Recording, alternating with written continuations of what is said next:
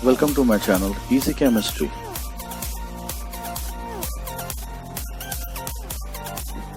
Do like, comment and subscribe. So now let's understand the two substitution modification in the SAR of cephalosporin at the R and the R1. So I have again drawn the structure, and this is the R and R1. Now starts with the C3 modification.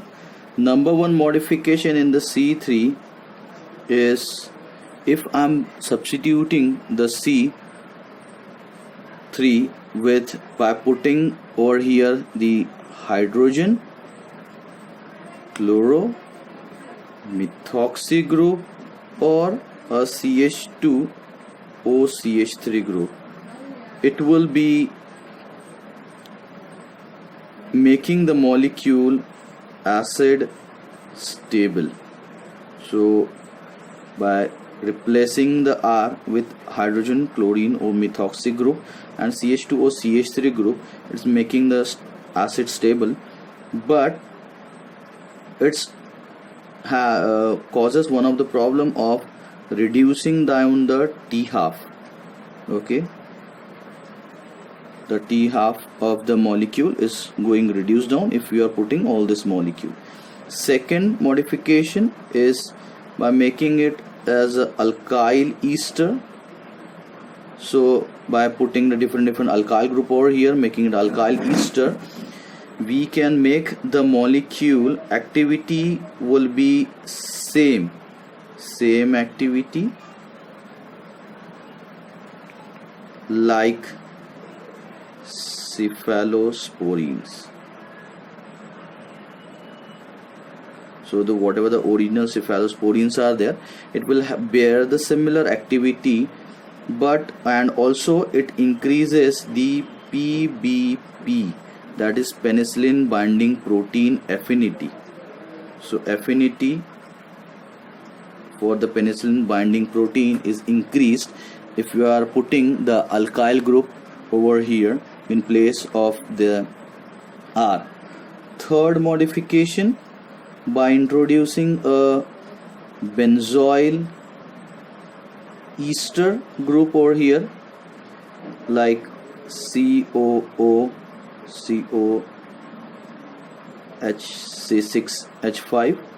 if I am introducing this group over here, what it is doing, it is increasing the gram positive activity and reducing down the gram negative activity. So gram negative activity will go down and gram positive activity will increase if I am putting a benzoyl ester over here.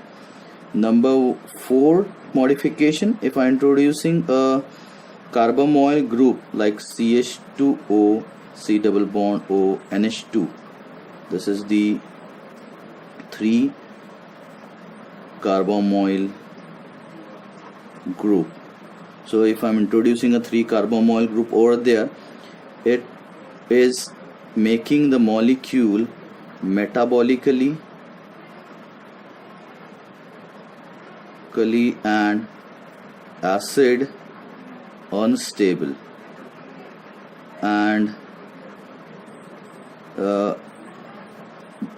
by increasing its spectrum of activity, but definitely it is making in the molecule metabolically unstable, so it can undergo the degradation process, and it is also acid unstable, so it is also reducing down the T half of the molecule. That is the 4th modification. Then comes the 5th one, by introducing some of the nitrogen containing nucleophile. So nitrogen containing nucleophiles can be introduced over here. So nitrogen containing nucleophiles like the pyridine. So if I am introducing the pyridine nucleus, some of like cephaloridine, if you can remember the example, cephaloridine. So by producing this molecule, it is making the molecule metabolically and acid also, it is making it stable.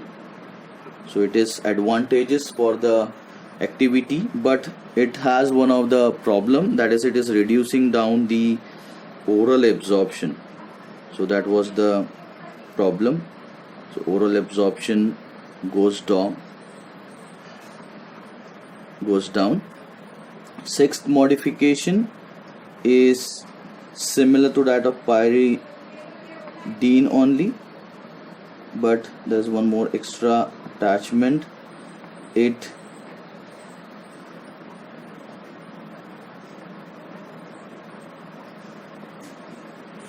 increasing, what it's doing, if I am removing the whole acetyl oxide group with this group, it is increasing the gram negative activity. So as you can remember, for the second generation molecule, by doing the modification, we need to increase the gram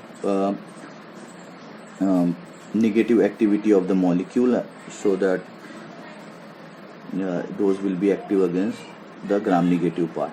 Next modification is by putting the groups like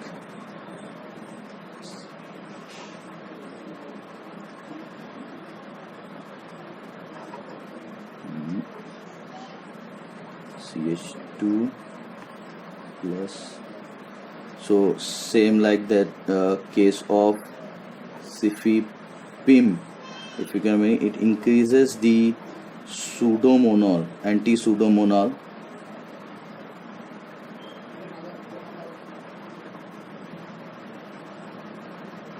activity of the compound. And one more modification, that is, I'll write over here on the side, the 8th one, that is introduction of the group like SCH2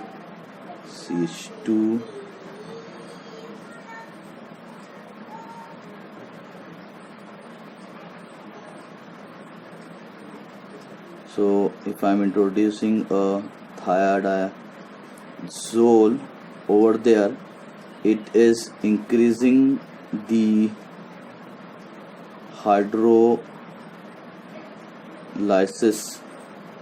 tolerance will be increased. So when it is undergoing hydrolysis, it will make a molecule much more stable for the hydrolysis, and the T half is also increasing. If I am putting the molecule, one of the example is cefazoline. So if you can remember the cefazoline, this is the nucleus present over there, and which is making the molecule better than the previous one. Now this is regarding all the modification or the substitution at the R. Now let's see related to R1. Number one modification over here is the SO3H group, like the sulfonic acid. If I am putting sulfonic acid, it is increasing the anti-pseudomonal activity. So anti-pseudomonal activity is increasing because of the presence of SO3H. Example specifically cefzolodine, that is the name of the drug. Second modification, if I am introducing a group like over here in the side chain, by removing the side chain completely, I am just putting OH, NH2 or OCHO. Okay, it is increasing the acid tolerance of the cephalosporin. So acid tolerance is increasing, as well as it is increasing the gram positive activity. So gram positive activity will be optimum if those molecules, this side chain consists of the OH, NH2 and OCHO group. Third modification is the acyl group. So if I am introducing an acyl group, it increases the gram positive activity of the molecule, or it will have the optimum activity of the molecule, so required for the gram positive active against the gram positive strain. Number 4 is the introduction of, if you can remember the structure, that is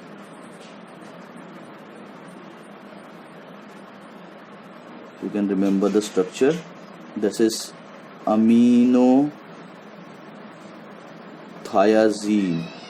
So by introducing aminothiazine, it is increasing the beta lactamase tolerance, and where X is CH3. So this is regarding all the modification related to R1. So by doing this, all this modification, we can increase the structure activity relationship of the cephalosporin. Okay. Thank you for watching. Do like, comment and subscribe Easy Chemistry.